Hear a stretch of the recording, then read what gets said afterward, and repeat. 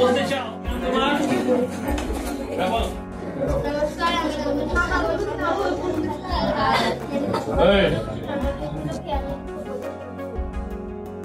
সুভাষচন্দ্র ভারতকে স্বাধীনতা ভারতকে ব্রিটিশদের কবল থেকে রক্ষা করার জন্য নিজের জীবন উৎসর্গ করেছিলেন।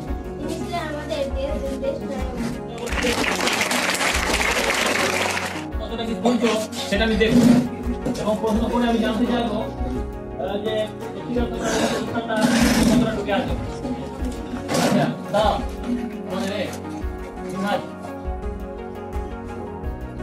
একটা আমরা শুনলাম যে উনি ম্যাট্রিক পরীক্ষায় ভালো রেজাল্ট করেছিলেন।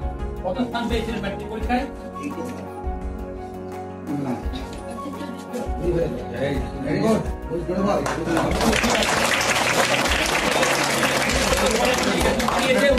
উনি ম্যাট্রিক পরীক্ষায় দ্বিতীয় স্থান লাভ করেছেন, অর্থাৎ প্রথম মেধাবী না হলে কি হচ্ছে কিন্তু সুভাষচন্দ্রের জন্মদিন উপলক্ষে আমি দুটোর কথা বলেছি। সভাপতি মহাশয়, প্রধান শিক্ষক সহ অন্যান্য শিক্ষক শিক্ষিকাবৃন্দ, আমার প্রাণের দাদা দিদি এবং আমার সহযোগী ও ভাই বোনেদের সকলকে জানাই আমার ভক্তি ভরা সালাম ও শুভেচ্ছা। আজ 23শে জানুয়ারি নেতাজি সুভাষচন্দ্রের 128তম জন্মদিন। আজ থেকে 128 বছর আগে আজকের দিনে অর্থাৎ 1897 সালে 23শে জানুয়ারি আইসিএস পরীক্ষায় চতুর্থ স্থান অধিকার করেও ইংরেজদের অধীনে কোনো সরকারি চাকরি নেননি, কারণ তিনি মনে করতেন চাকরি থেকে ভারতের দেশের স্বাধীনতা অর্জন করা অনেক বেশি জরুরি। নানা ঘটনার পর তিনি দেশকে স্বাধীন করার জন্য ব্রিটিশ পুলিশের চোখে ধুলো দিয়ে ভারত থেকে পালিয়ে জাপান এবং জার্মানিতে গিয়ে স্বাধীনতার জন্য আসেন দিল্লি চলো এবং বলেন, তোমরা আমাকে রক্ত দাও, আমি তোমাদের স্বাধীনতা দেব। মৃত্যু সম্বন্ধে এখনো কোনো সঠিক তথ্য পাওয়া যায়নি। যাই হোক, স্বাধীনতা আন্দোলনে সুভাষচন্দ্রের অবদানের কথা দুটার কথাই বলে শেষ করা যাবে না। তার অবদান জাতীয় সংগ্রামের ইতিহাসের পাতায় চিরদিন সোনার ওপরে লেখা থাকবে। এই বলে আমি আমার ক্ষুদ্র বক্তব্যটি শেষ করছি। জয় হিন্দ, নেতাজি সুভাষচন্দ্র অমর রহে। নমস্কার।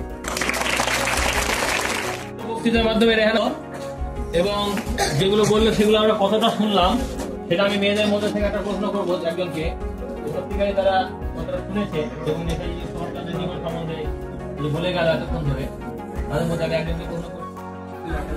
মহামণিদা, আপনি বলো দেখি, ওই যে বললেন যে নেতাজি সুভাষচন্দ্র জাতীয় কংগ্রেসের সভাপতি নির্বাচিত হয়েছিলেন, কয়বার তিনি সভাপতি নির্বাচিত হয়েছেন?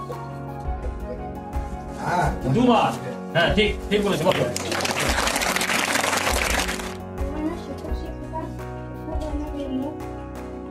আমার দাদা দিদি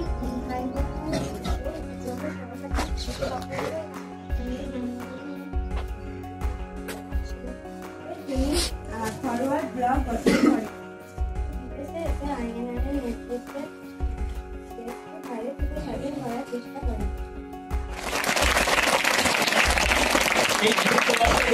অনেক কিছু আমরা জানতে পারলাম এবং কতটা কি জানতে পারলাম।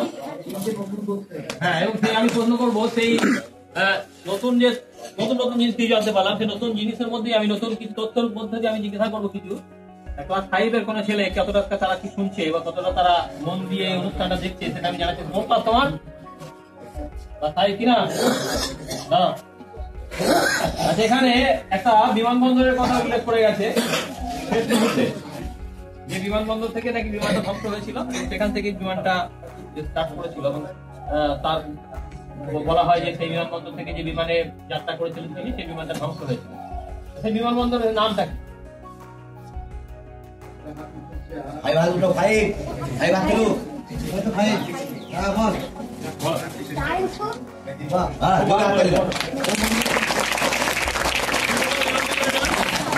মনে থাকবে? তাই হুকুম বানান কি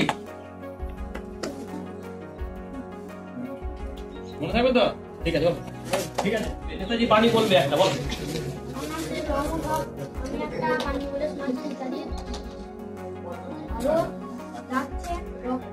রক্তকে তোমরা উঠে দাঁড়াও, আমাদের নষ্ট করার মতো সময় নেই।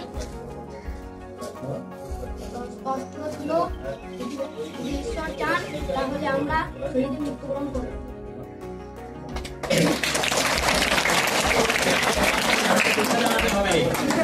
জানাতে হবে আমাদের রক্ত দিতে হবে, তাহলে আমরা স্বাধীনতা পাবো। স্বাধীনতা না পেলে আমাদের চিরদিন আমাদের রক্ত করবে।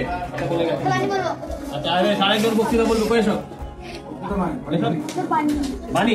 ঠিক আছে, বাণী বলবে। নাম বলো, তার বলো, নাম বলো। আমার নাম বরকতরা, আমি পঞ্চম শ্রেণীর ছাত্র। আমি একটি বাণী পাঠ করে শোনাচ্ছি। নিজের প্রতি সৎ হলে কেউ সারা বিশ্বের প্রতি অসৎ হতে পারে না। এটা বলেছেন নেতাজি সুভাষচন্দ্র বসু।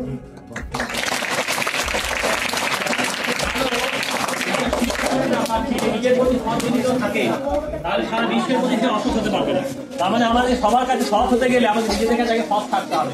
কারণ আমাদের নিজের মনটা কিন্তু আগে থেকে আমাদের সতর্ক করে দেবে যে কোনটা আমরা ভুল করছি, কোনটা আমরা ঠিক করছি। প্রথমে যে কাজটা মনে হবে যে কাজটা আমি ঠিক করছি না, ভুল করছি, নিজের মনকে প্রশ্ন করবে। নিজের মন কিন্তু সেই প্রশ্নটা উত্তর দেবে। তখন যদি মনে হয় যে সেটা সৎ কাজ, তাহলে যেন সারা পৃথিবীর কাছেই সেটা সৎ।